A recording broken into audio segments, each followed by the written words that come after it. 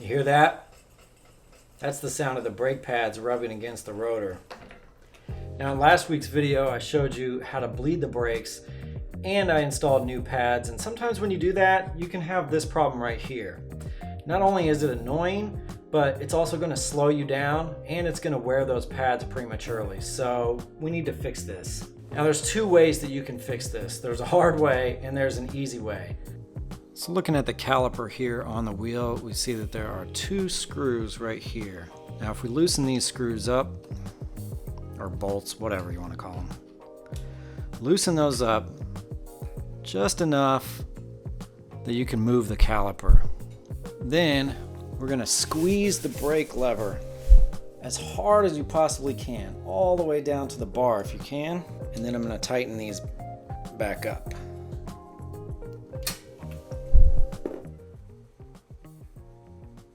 And problem solved.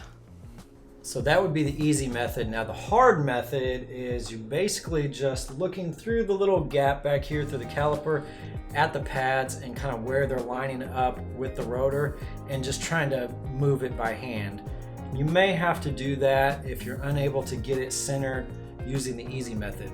But one thing to keep in mind, especially if it's only rubbing at one specific point as the wheel is spinning, you may actually have a warped rotor, in which case you're going to have to kind of use that difficult method that I'm talking about to see where the rotor is warped and then bend it the opposite direction at that point.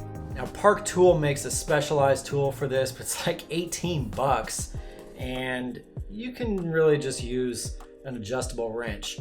But make sure before you use it, you clean it off really well with some alcohol or brake cleaner or something like that to get any grease off of it, because you don't want to get grease on your rotor because duh, that's not good. So it's really as easy as that. Hope this video helps you. Give me a thumbs up if it did. Comment below if you have any additional tips, and I will see you on the next adventure.